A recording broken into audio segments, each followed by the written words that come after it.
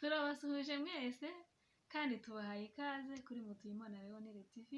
Nk'uko mubimenyereye rero twongeye twagarutse mu mwanya w'ijambo ry'Imana, turi kumwe na mwene data.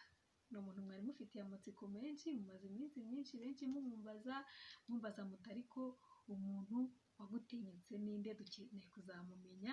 Uyu munsi rero turi kumwe nawe, niwe ugiye kutuganiriza ijambo ry'Imana. Reka tumuhe akanya abanza bibwire kugira ngo amatsiko ase nagabanukaho gakeya. Tuguhaye ikaze, tangira wibwira abakunzi bacu. Yesu aguhe umugisha. Murakoze cyane, Yesu abagirire neza. Nitwa Nambajimana Felicien, nezerewe Imana muri uyu mwanya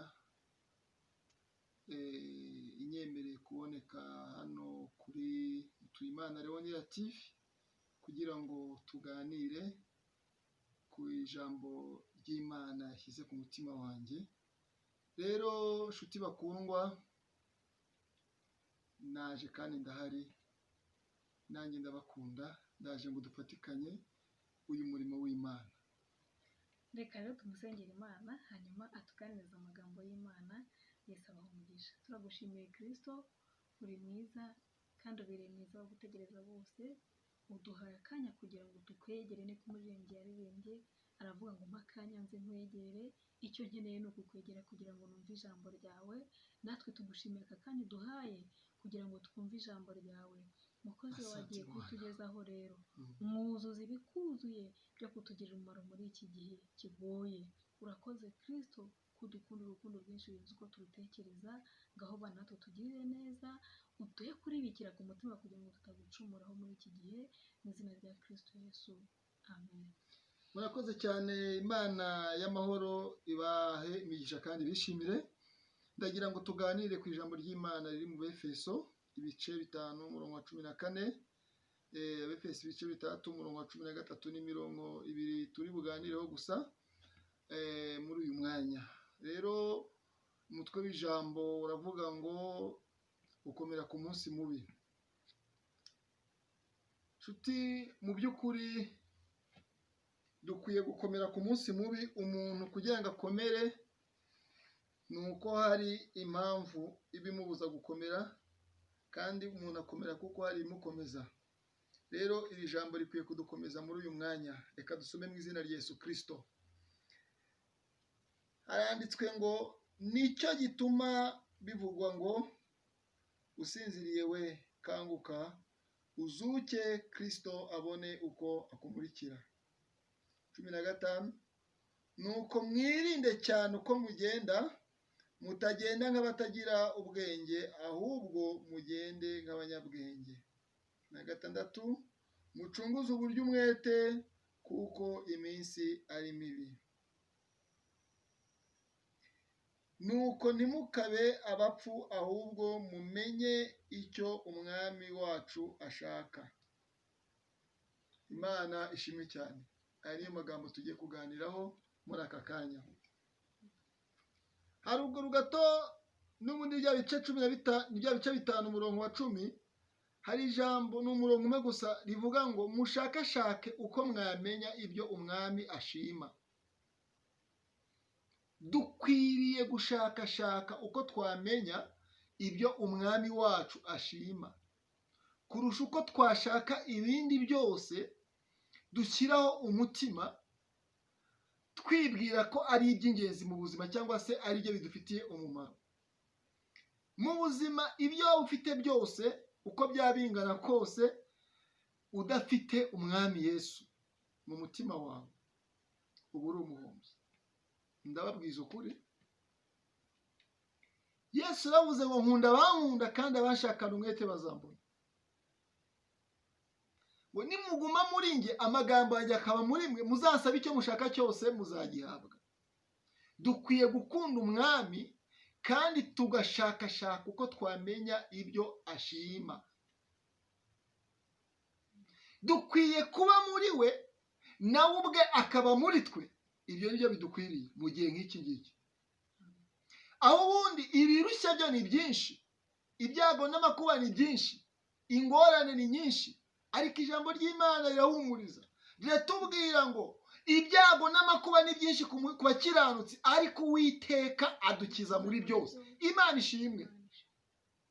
Naho ibyago n'amakuba ari byinshi ku bakiranutsi, ariko hari Uwiteka Imana idukiza muri byinshi.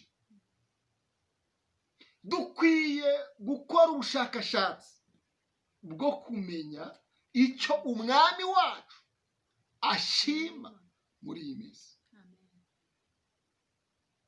14 nicyo gituma bivugwa ngo usinziriye kanguka uzuke, Kristo abone uko akumurikira. Niba usinziriye kanguka uzuke. Iyo umuntu asinziriye, kuzuka hazuka umuntu wapfuye. Gusinzira bivugwa mu buryo butandukanye.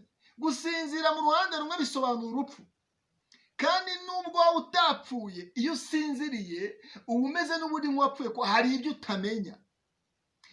Mu buryo bw'umwuka rero, hano Bibiliya itugaragarije ko umuntu wasinziriye aba akwiye kuzuka.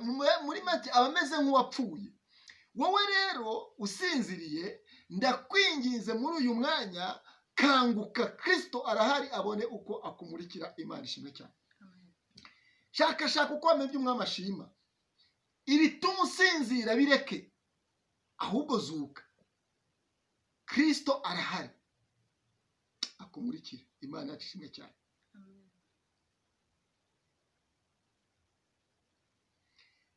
Nuko mwirinde cyane uko mugenda, mutagenda nk'abatagira ubwenge, ahubwo mugende nk'abanyabwenge.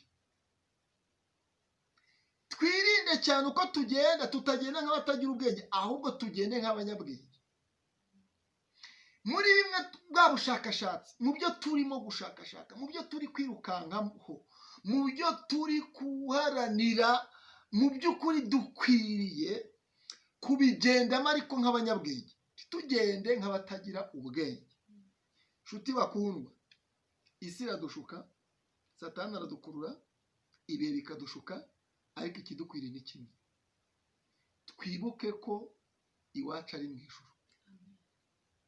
Kandi inshingano yacu ya mbere niyo kumenya ko turi mu rugendo, kandi uri mu rugendo wese aba afite aho ava, afite n'aho ajya. Niyo mpamvu tudakwiye kudamarara muri ubu buzima turimo, ngo imitima yacu tuyishyire ku by'isi gusa. Dukwiye kwibuka ko turi gusiganwa, hari aho turi kujya. Dukwiye kuba maso cyane, kubera yuko Kristo arahari ngo atumurikire, adushoboze. Dushakashake rero uko twamenya ibyo ashima, ibyo ashaka, nawe arahari ngo adushoboze. Ubundi uru rugendo twazarurangiza amahoro. Kandi mu nzira urashobora gusitara, ariko niba usitaye ntibivuze ngo uhagarike urugendo aho. Ushobora gukomereka, ntibivuze ngo urugendo rurangire aho ngaho. Burya urugendo rurangira ari uko ushyitse cyangwa se waguye mu nzira. Ariko ndabingingira Imana muri aka kanya kugira ngo mube maso. Nunasitara, komereza, fatiraho. Nunakomereka, niwomorwe, ariko Kristo arahari ngo akomore, ariko fatiraho, ko ntabwo turagera iyo tujya. Nimuhumure rero, inshingano yacu niyo gushakashaka ibyo umwami ashima, kandi tukaba maso, tukaba abanyabwenge, tugacunguza uburyo umwete, kubera yuko nibyo bidukwiriye. Mucunguze uburyo umwete, kuko iminsi ari mibi. Iminsi turimo iragoye, namwe ubwanyu murabibona. Ni ya minsi umuntu wese yihugiraho. Umuntu arashaka ntabone, arashakisha bikanga ntabone. Ibyo twifuza ntabwo tubigeraho uko tubyifuza. Ni ukubera yuko iminsi yabaye mibi. Iyi minsi mibi nayivugaho byinshi, ariko umwanya wacu ni muto. Ariko nawe ubwawe urabizi ko iminsi ari mibi. Niyo mpamvu ijambo ry'Imana riri kudukangurira kuba maso no gukomera ku munsi muri iyi minsi mibi turimo, kubera yuko iminsi mibi yo tuyirimo. Dukwiye kuba maso, tugacuguza uburyo umwete, kandi tukagenda nk'abanyabwenge, ntitugende nk'abapfapfa kuko turi mu minsi mibi.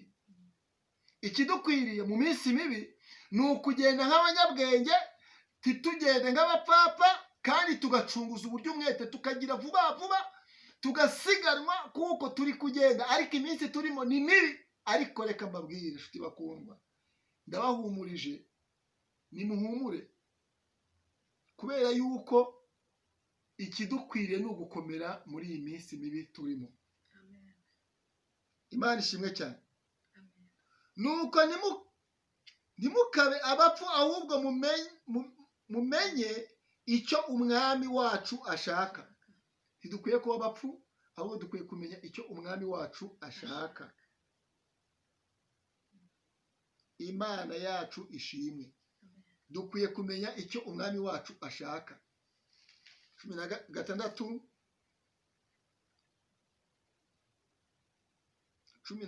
13. Nuko rero mutware intwaro zose z'Imana kugira ngo mubashe gukomera ku munsi mubi,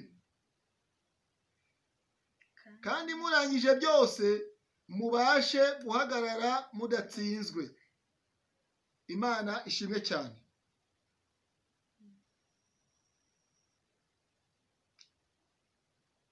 Nuko rero mutware intwaro zose z'Imana. Mu rugendo turimo muri iyi minsi mibi, uramutse ugenda udatwaye intwaro zose z'Imana ntabwo wazagerayo. Ndabinginze mureke mu rugendo turimo dutwara intwaro zose z'Imana. Nimureke dutware intwaro zose z'Imana kugira ngo tubashe gukomera ku munsi mubi.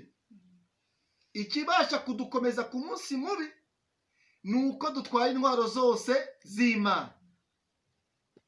Nshuti bakundwa, nshuti za Yesu, icyadukomeza ku munsi mubi ni uko dutwara intwaro zose z'Imana, tukaba amaso, tugacunguza uburyo umwete, kuko iminsi yo ari mibi. Turi gusatira umunsi mubi, turi mu minsi mibi. Ikidukomeza ku munsi mubi ni uko dutwara intwaro zose z'Imana.